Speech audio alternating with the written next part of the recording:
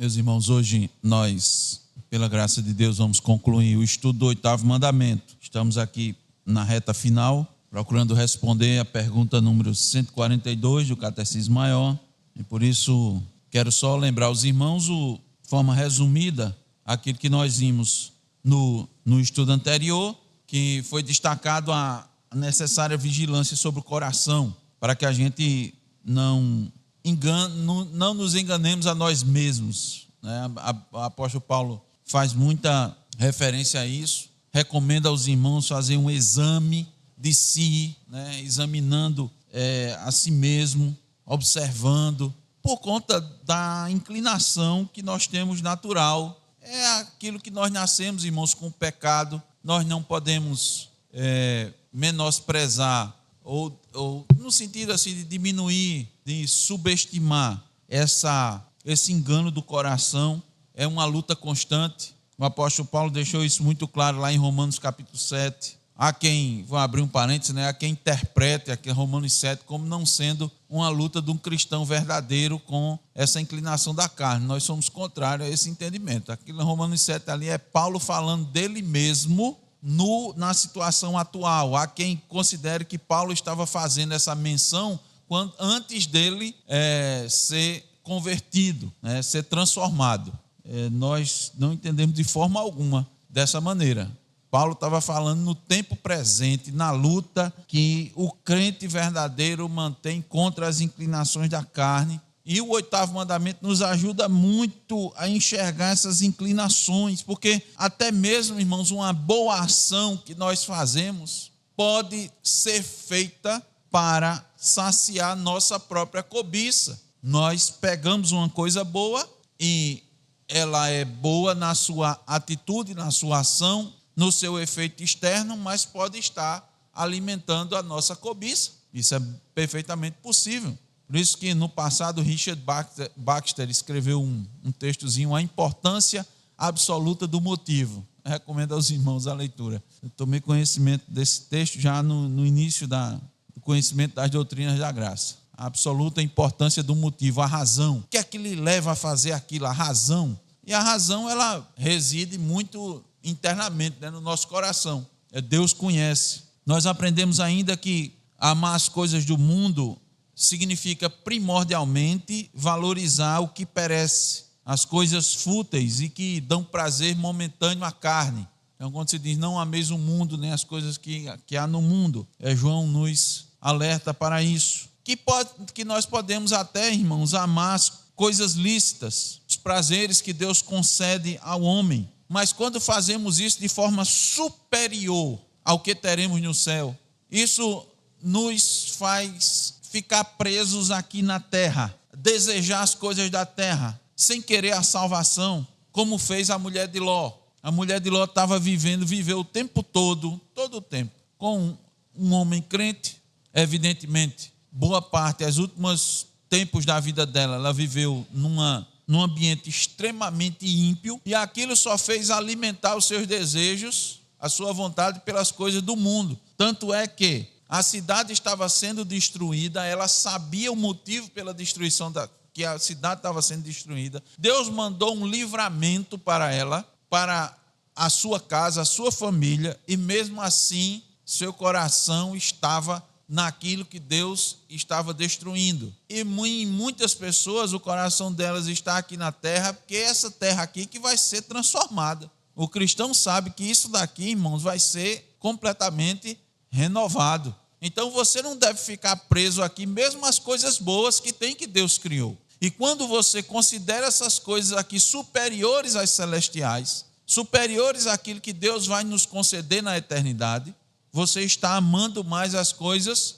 do mundo, mesmo que sejam lícitas. Entende o perigo? E como nós damos graças a Deus por nos advertir, nos alertar sobre essas coisas, por nos mostrar o perigo da inclinação, da tendência do nosso coração. Nós podemos investir em coisas boas e devemos investir, só que essas coisas boas aqui na terra, elas não podem estar acima dos desejos das coisas celestiais, de modo que nos faça inclinar a querer passar mais tempo aqui na terra.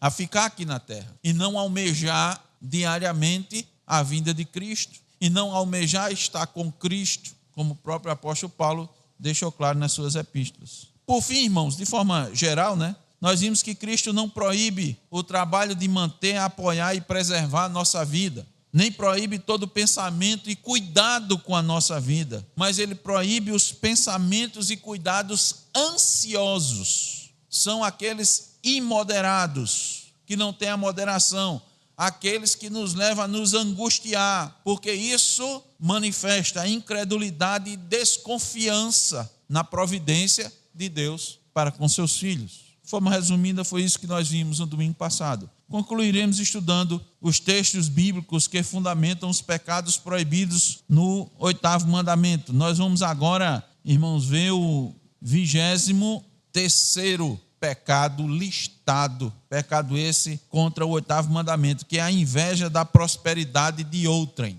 Vamos lá, iniciar agora de trás para frente. Aline, vamos lá para o Salmo 73, um salmo bem conhecido. Salmo 73, versículo 3. Lembra de quem é esse salmo, né, João? Quem é? Diga aí. Salmo de Asaf, muito bem. Salmo de Asaf. Asaf, disse ele nesse salmo, quase resvalou os pés. Por quê? Ele estava observando as coisas sob a ótica errada. Essa é a questão. Irmãos, as coisas estão aí e novamente enfatizamos para os irmãos. Os acontecimentos estão se dando. Como você lê? Que leitura você faz? Que interpretação você faz dos acontecimentos? Por que você acha que isso está acontecendo? Você acha, porventura, que isso é aleatório? Seria obra do acaso? Ou qual seria a razão do que aquilo está acontecendo? A sua visão, dependendo de por que ângulo você observa, ou por qual ótica, ou por qual prisma você observa, você pode ter uma interpretação errada. Asaf estava tendo essa interpretação errada sobre a prosperidade dos ímpios. Ele estava invejando os arrogantes, ele estava olhando a aflição do justo e estava interpretando da forma errada. Por isso, novamente, eu digo aos irmãos, tome cuidado com as mensagens que os irmãos vêem por aí, que a mensagem que tem por aí é: pare de sofrer. Chama você para ir para a igreja para você parar de sofrer. Enquanto o salmista diz: foi-me bom ter sido afligido. Então, quem está da forma correta? Será que Deus ele tem prazer em ver seus filhos sofrendo? É isso? Evidentemente que não. Mas as aflições normalmente nos levam muito mais próximos de Deus, mais perto de Deus, por causa de quê? Não podemos ignorar a nossa natureza. A gente não pode ignorar isso. Então, a compreensão errada faz, irmãos, um estrago enorme na vida da pessoa, principalmente daqueles que se dizem cristãos. Vai fazê-lo orar da forma errada, vai fazê-lo agir da forma errada, vai fazê-lo enxergar a situação da maneira errada. Então, a pergunta com base nesse versículo aqui que nós lemos, é: como pode um crente invejar os que vivem nas trevas? Invejar aqueles que vivem sem esperança e sem Deus no mundo? Como? Porque ele estava olhando com as lentes erradas. Essa é a questão. Ele não estava olhando pelo prisma da palavra de Deus. Ele deixou-se levar pelas circunstâncias. Conta-se que uma mulher do primeiro andar da sua casa conseguia enxergar a vizinha estender roupas no varal. Mas ela sempre ficava intrigada porque ela via aqueles lençóis que deveriam ser brancos, com algumas manchas e até encardidos. E ela não entendia por que aquela mulher estava estendendo aqueles lençóis depois de lavados naquela situação. Por que ela não os lavava direito? Por que ela não usava os produtos adequados? Por que será? E sempre ela lá de cima, quando via os lençóis, estavam lá, observava esses manchados. Certa vez, ela estava no térreo, embaixo, e o portão do vizinho estava aberto, ou da sua vizinha. E ela notou que, nessa oportunidade, os lençóis não estavam mais encardidos. E ela ficou muito feliz. Eu disse: olha, ela deve ter aprendido a lavar os lençóis, ou usado um produto melhor. Tal não foi sua surpresa, irmãos, que ela olhou para cima, de onde antes observava a vizinha, e descobriu que, na verdade, sua vidraça é que estava suja. Os lençóis da vizinha nunca estavam sujos. Eles sempre estiveram limpos. Mas ela estava olhando com a lente errada, a lente suja, embaçada.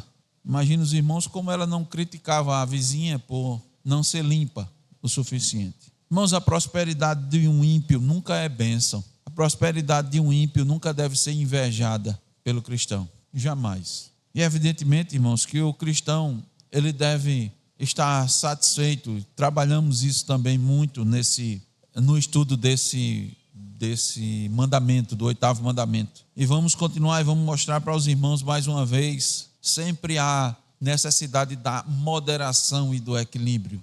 Há o contentamento com aquilo que Deus nos dá, aliado à luta diária. A gratidão a Deus nunca deve deixar de estar, nunca deve ser separada, alienada da nossa responsabilidade, da nossa luta constante e diária. Mas nós não devemos partir para o exagero ou achar que não vale a pena servir a Deus, que não vale a pena ser fiel a Deus, porque os ímpios não o são e eles não têm a dificuldade que nós temos, aparentemente não enfrentam a luta que nós temos, e com muita velocidade, com muita rapidez, eles economicamente prosperam, enquanto o crente é uma dificuldade.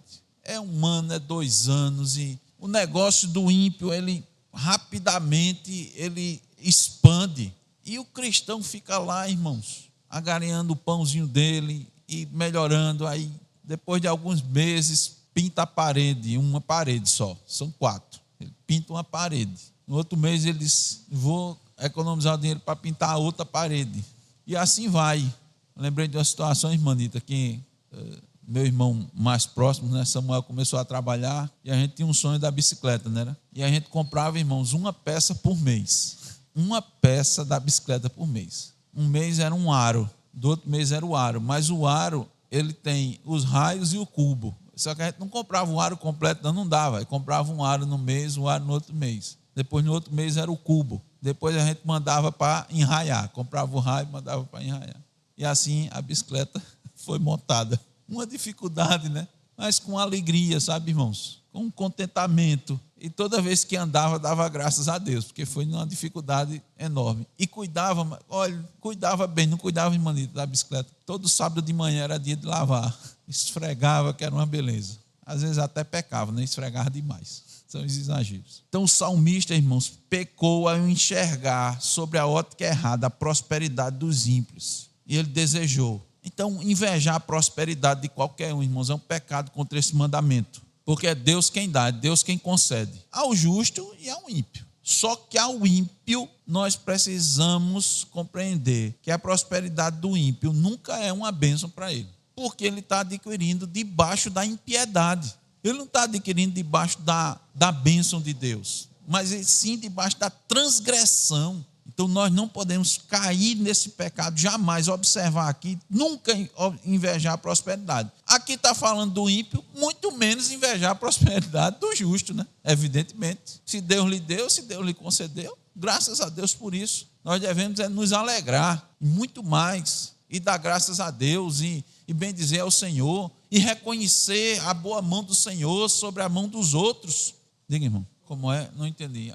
Não é bênção por quê? Veja só. A Bíblia é clara quando diz que a bênção de Deus recai sobre os justos. A bênção de Deus recai sobre os justos. Deus seria contraditório quando ele abençoasse alguém que está vivendo na impiedade. É contraditório. Então, não é necessariamente uma bênção. Por quê? Aquilo que ele está recebendo da parte de Deus vai lhe fazer mais próximo de Deus, vai lhe fazer glorificar a Deus, vai lhe fazer abençoar o reino de Deus? Não. Normalmente, à medida que ele prospera financeiramente, ele vai entender que aquilo que ele está fazendo, Deus está abençoando.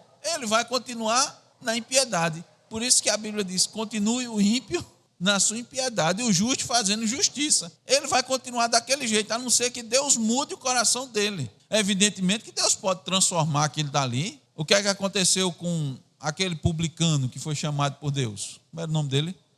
Como era o nome dele? Estou esquecido assim do nome dele. Ele disse, olha, se eu fiz no passado alguma coisa de errado, eu vou devolver, eu vou dar aos pobres, Veja, olha a mudança, olha a mudança.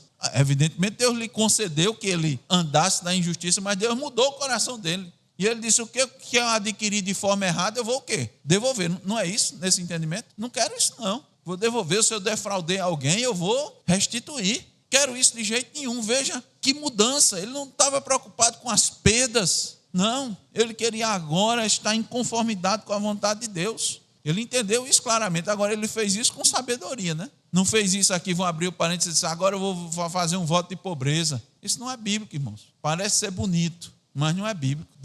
Deus nunca mandou ninguém, nem Jesus, mandou ninguém fazer voto de pobreza. Tá certo? Quem enaltece isso, olha que coisa bonita a pessoa. Isso não tem base bíblica, não. Até porque os irmãos já sabem, né? Na pobreza, como é que eu ajudo o outro? Se eu estou na pobreza.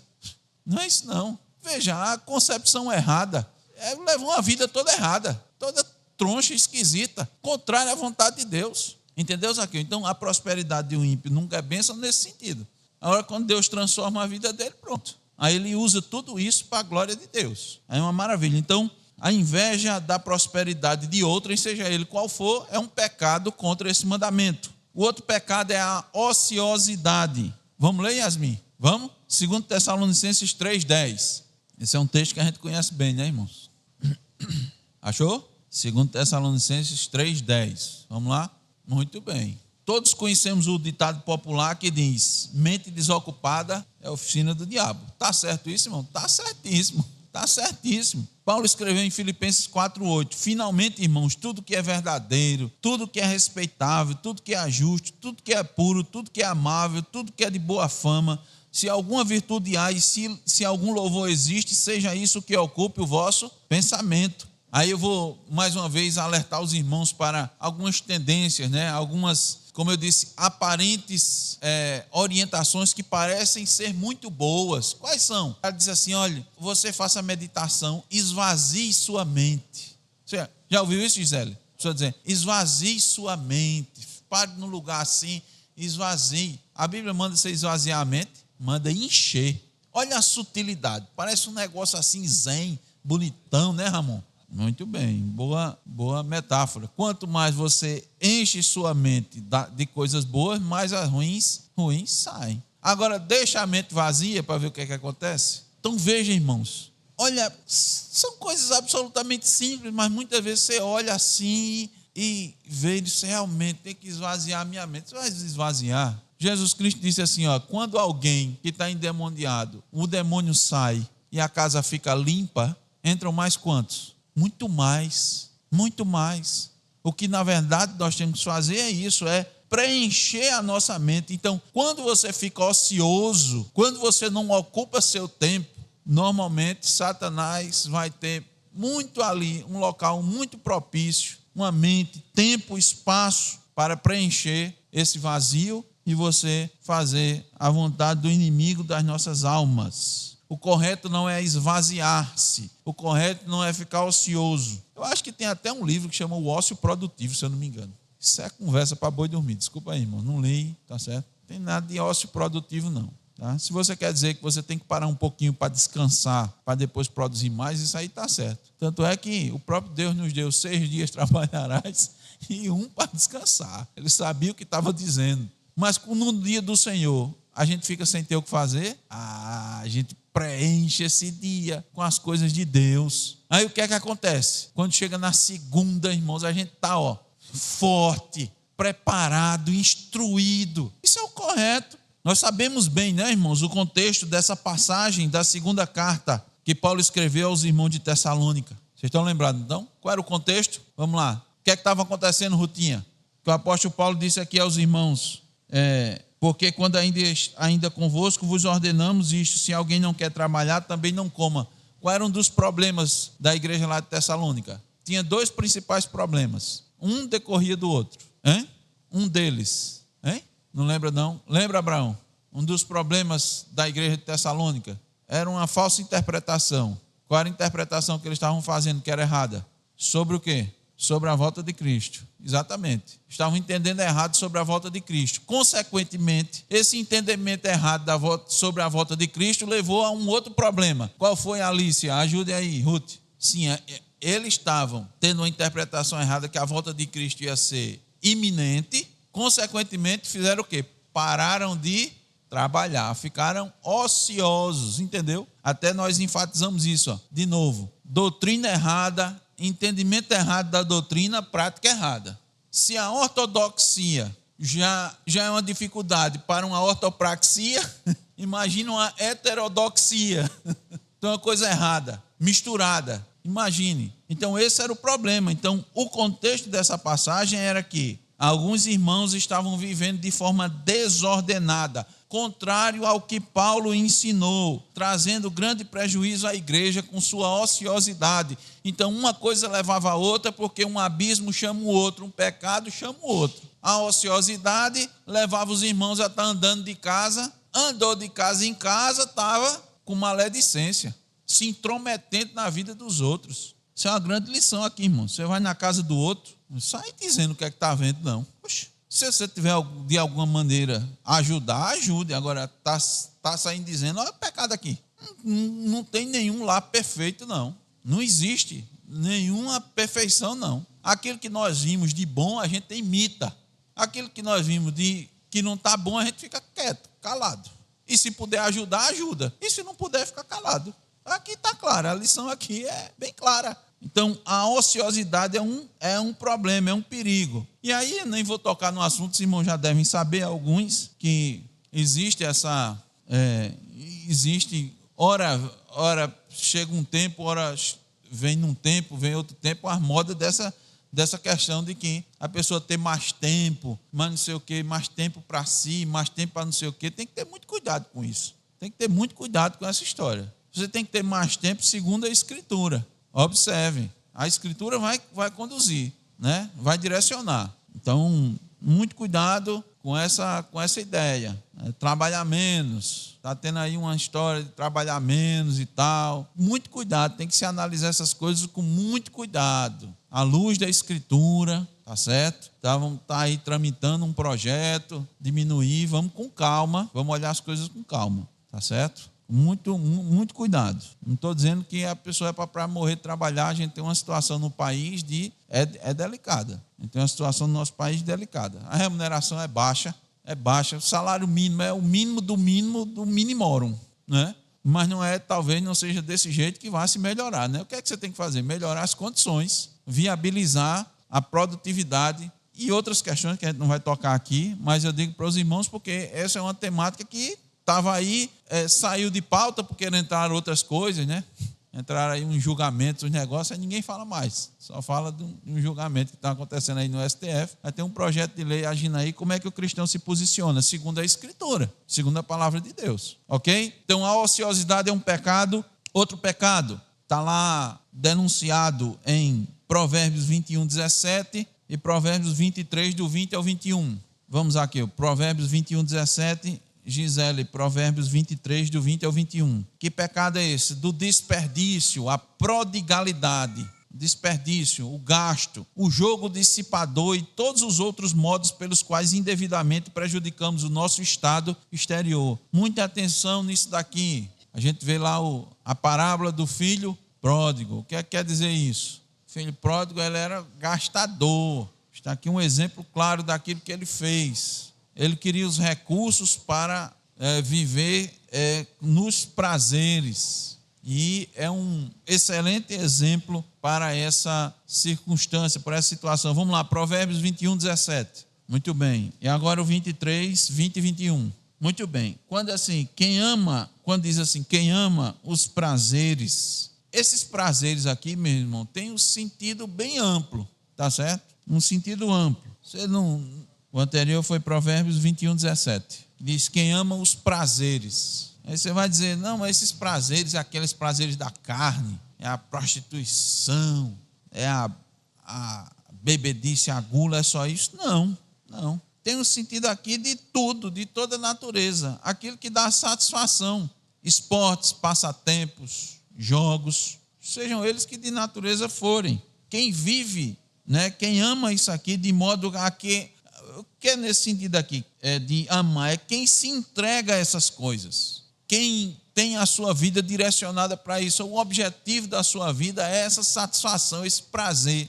Eu já vi muitas pessoas, certamente os irmãos, dizerem: rapaz, eu vou aqui aproveitar, eu vou curtir a vida, né? Assim, curtir a vida. E depois que o cara morre, acabou-se. Então, se eu tiver que fazer, eu vou fazer aqui. Há muitos anos atrás, um conhecido meu de escola, assim, de ensino médio. Eu fiz um ensino médio técnico, então a gente, quando terminava, tinha muita expectativa de trabalhar em empresas, né? Ganhar o dinheiro e tal, já 18 anos, 19 anos. Então aconteceu isso com um dos meus colegas. Ele, assim foi, começou e conseguiu trabalhar numa empresa, e ele conseguiu trabalhar em empresas até nacionalmente conhecidas, prestando serviço até para, na época ainda era estatal, na área de telecomunicações, de telefonia, telecomunicações, e ele começou a ganhar dinheiro, e como a gente não tinha antes, né? Filho de pessoas, né, que estavam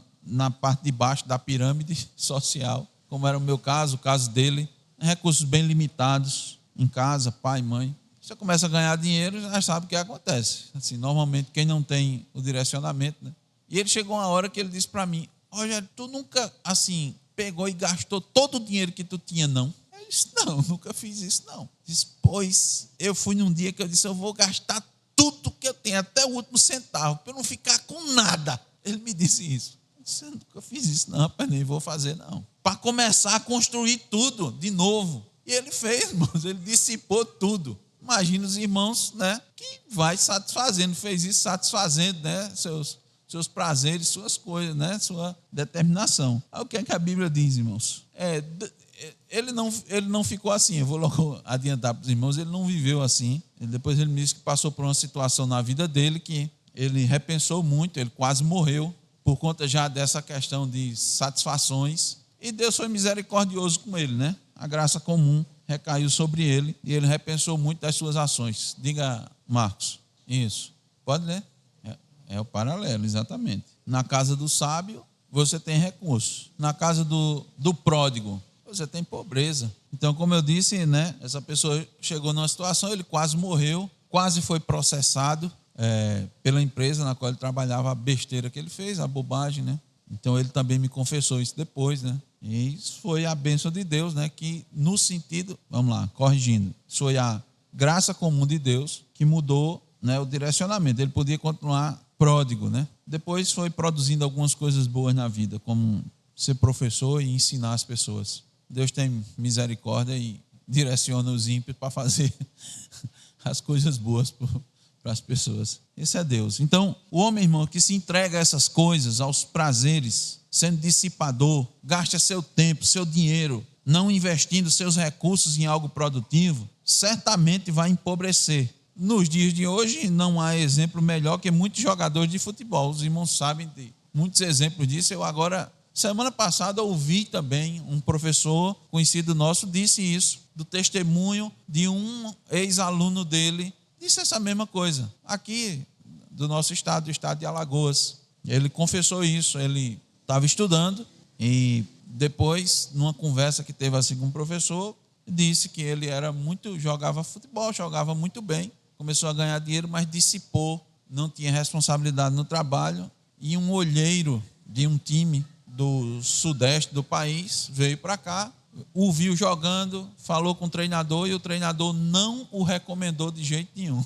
Não o recomendou. Ele disse: esse cara, você vai levar um problema. Você quer levar um problema? Então pode levar. Para os irmãos terem ideia, ele confessou que jogadores como Rivaldo, que é um bem conhecido da seleção, vem chamá-lo, manda carros e paga passagem para ele ir para determinado local e fazer os joguinhos dele, né? E brincar. Os irmãos terem noção que, de fato, ele teria, né, um futuro no esporte. Aí ele estava estudando para ser professor, para ganhar o dinheiro. Ele chegou ao ponto de perder tudo, se endividar e ser sustentado pela mãe. Mas o salário dele era muito alto. Há mais de 10 anos atrás, para os irmãos terem noção, mas muito mais de 10 anos atrás, ganhava em times pequenos 7 mil, 8 mil reais. Então, hoje, convertendo, devia ser um salário que certamente não ia passar fome, né? E indo para times maiores. Um exemplo na Bíblia, está lá o filho pródigo. Qual foi a consequência? De pedir ao pai a herança e desperdiçar seu dinheiro. Sim, Marcos, em casa. É uma contradição. E isso está ligado também a isso, irmãos. Essa que eu queria destacar. Quem não tem moderação na bebida, né? Na comida, ele gosta desses itens de luxo, né? Normalmente gosta, que o irmão colocou aqui, as aparências, né? Não, eu fui para, por exemplo, né? Sei lá, eu ia brincar com Abraão, mas não. Eu comi no bar do Cuscuz. É um restaurante famoso, irmão, lá em Campina Grande.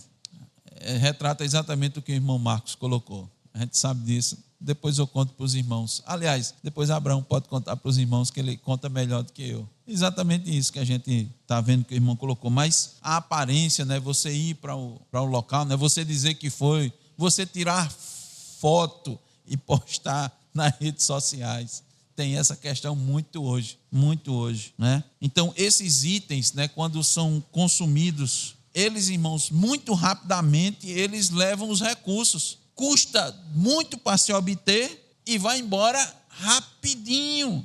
Vai embora rápido. Em 2 horas, você consome o que você lutou, muitas vezes, 1 mês para adquirir, ele vai embora rápido. O homem sábio não vai cair na ilusão de viver entre os bebedores e comilões, pessoas que se fartam e muitas vezes comem e bebem sem apreciar, sem controle, sem domínio próprio. É o que está aqui em Provérbios 23, 20 e 21. Não estejas entre os bebedores de vinho, nem entre os comilões de carne, porque o beberrão e o comilão caem em pobreza, e a sonolência vestirá de trapos o homem. O destino é a pobreza, tanto física, irmãos, que é terrível, mas muito mais ainda a pobreza espiritual, porque esse estilo de vida é incompatível com alguém que é conduzido pelo Espírito. Quem é conduzido pelo Espírito não cai nessa. Vamos voltar lá para Asaf. Não fica admirando os comelões e os beberrões. Quem fica ostentando, não fica desejando essas coisas, não fica de casa. Ah, se eu pudesse beber isso, ou se eu pudesse comer isso. Ele tem noção. Agora, veja só, irmãos, preste bem atenção. Deus nos permite e nos dá a condição de usar os nossos sentidos, olfato, paladar, tato, visão e audição, de forma sóbria e temperada. O salmista nos diz que Deus nos dá o vinho que alegra o coração do homem e o azeite que dá brilho ao rosto, e o alimento que lhe sustém as forças. Está lá em Salmo 104, 15. Não significa dizer que você não deve apreciar uma boa comida, uma boa bebida, mas preste atenção, principalmente os jovens, não caiam nessa armadilha das imagens, como nós dissemos, alegres, e o pessoal se empanturrando de comida e bebida, e achando que aquilo deve ser o seu futuro. Mais uma vez, lembra, Rutinha, daquela situação, quando aquele comentário que nós escutamos de alguns conhecidos, que disse: eu quero trabalhar um dia e ficar 6 folgado, por mais que seja uma brincadeira. Para quê? O que é que você vai fazer com 6 dias de folga? Não é? Essa prática faz o indivíduo cair em pobreza. Muitos fazem do seu ventre um Deus, querendo satisfazê-lo, achando que só pratos elaborados, comida sofisticada vai atender ao paladar. Não vai, irmãos. O paladar primeiro, olha, preste atenção no que eu vou lhe dizer. O paladar primeiro, ele começa no interior, não é nas células que vão identificar o sabor e vão levar para o cérebro, não. O paladar começa, irmãos, dentro, na mente, na satisfação de você desfrutar daquilo que Deus está lhe dando naquele momento. Então é por isso que o prato de verdura que Daniel, Sadraque, Daniel, Ananias, Misael e Azarias comeram, eles não sentiram falta das outras coisas. Deus lhes fez suprir o paladar. Deus fez com que eles, não vou dizer que eles estavam sentindo o mesmo sabor daquelas outras comidas, não é isso não. A satisfação está interior, em agradecer a Deus aquilo que Ele tem lhe dado. Se você come a comida simples, você agradece a Deus. Se Deus lhe dá uma oportunidade de comer uma comida diferente, mais elaborada, você agradece a Deus. Você experimenta aquilo, você tem satisfação. Você não fica só desejando estar na mesa dos comilões e beberrões, daqueles que só se satisfazem com uma peça de carne de primeira. Só sinto sabor, não vou falar nem picanha, porque a picanha está uma questão aí de controvérsia, né? Só sinto sabor no contrafilé, né? No contrafilé. Na maminha, maminha argentina. Aí você come o coração de boi e acha gostoso. O fígado é barato, né, Aline? O fígado. E não deseja, você come aquilo dali, dá graças a Deus e não fica sentindo falta da carne de quem se empanturra lá na frente. Diga-me. Pode. Isso, exatamente. Por isso que sempre a gente vai falar do equilíbrio, isso não tem problema. Irmãos, quando os filhos de Jó faziam os banquetes, a carne certamente era boa, viu? Entendeu? Mas veja qual era a preocupação dele. Era no espiritual. Será que meus filhos não estão desonrando a Deus de alguma maneira? O sacrifício. É nesse sempre o sentido. Aqui é o desperdício, gastar, ser pródigos, a prodigalidade. E principalmente observando os ímpios, vendo aquela situação, não é? E você desperdiçando recursos nessas coisas. Ok? Então, para a gente finalizar, irmãos, concluir, Eclesiastes 4:8, aqui de novo, aqui é o contraponto. A gente está falando do contraponto e aqui finaliza com o contraponto. Irmã Anita, veja aí, Eclesiastes 4:8 e Ramon, 1 Timóteo 4:3 e 5. Enquanto os irmãos estão procurando, eu vou dizer qual é o pecado. O defraudar a nós mesmos do devido uso e conforto da posição em que Deus nos colocou. Como eu disse, é o equilíbrio. Porque se Deus lhe deu oportunidade, se Deus lhe deu condições, você está se privando daquilo dali, você está pecando. Então é equilíbrio. Eclesiastes 4:8. Muito bem. 1 Timóteo 4:3 a 5. Muito bem. Irmãos, a palavra de Deus, a palavra de sabedoria nos chama ao equilíbrio. Nem desperdício, nem trabalho enfadonho para acumular bens, negando à alma o benefício desse trabalho. E até você se beneficiar dele, você tem que estar equilibrado. Por quê? Ora, porque se você tem determinada condição, você desfruta dessas coisas. Se você tem outra condição, você desfruta de outras coisas. E você vai desfrutar, e você vai aproveitar. Tá? Nem desperdício, nem trabalho demais, negando à alma esse benefício. Quando você pode desfrutar dos benefícios do descanso, do lazer, das férias, com moderação, sem desperdício, sem exagero, sem comprometer as questões essenciais, sem comprometer o básico, como o irmão colocou. Você vai para um restaurante, cara, em casa está faltando feijão. Então está errado isso. Vai faltar por conta disso? Está errado.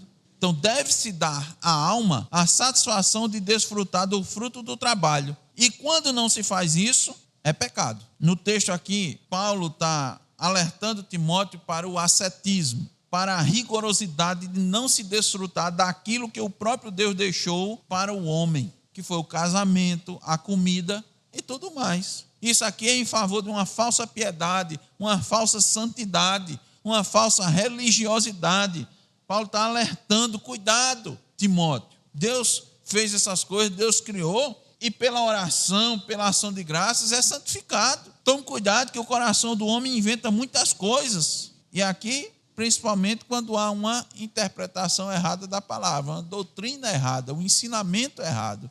E isso estava afetando aqueles irmãos. Concluindo, irmãos, os pecados proibidos neste mandamento nos fazem acender o alerta do coração, não apenas com relação ao furto, ao roubo, mas em especial da cobiça, da inveja, da trapaça, dos meios ilícitos de obter recursos, do amor desordenado às coisas mundanas, ainda com relação à inveja da prosperidade do ímpio, do irmão, à ociosidade, o desperdício. A gente tem que ficar atento a esses pecados e combatê-los de forma enérgica, porque nossos corações são inclinados, irmãos, à cobiça, à ganância. Os prazeres mundanos são passageiros e só serve para prender a gente, prender as pessoas aqui à terra, tirando o seu desejo do céu. Que possamos sempre nos lembrar da posição que Deus nos colocou. Deus nos colocou aqui. Paulo fala isso, irmãos, de forma magistral. Ela está tratando de um assunto específico lá em 1 Coríntios 7, mas ele trata dessa questão aqui, de muitas outras. Entender a posição que Deus nos colocou e o privilégio que nós temos de ter a palavra para nos guiar, para iluminar os nossos caminhos, para preencher as nossas mentes, para a gente não pecar, irmãos, contra o soberano. para não pecar contra esse mandamento. Que Deus assim, irmão, nos conceda sabedoria. Amém. Vamos orar? Vamos ficar de pé.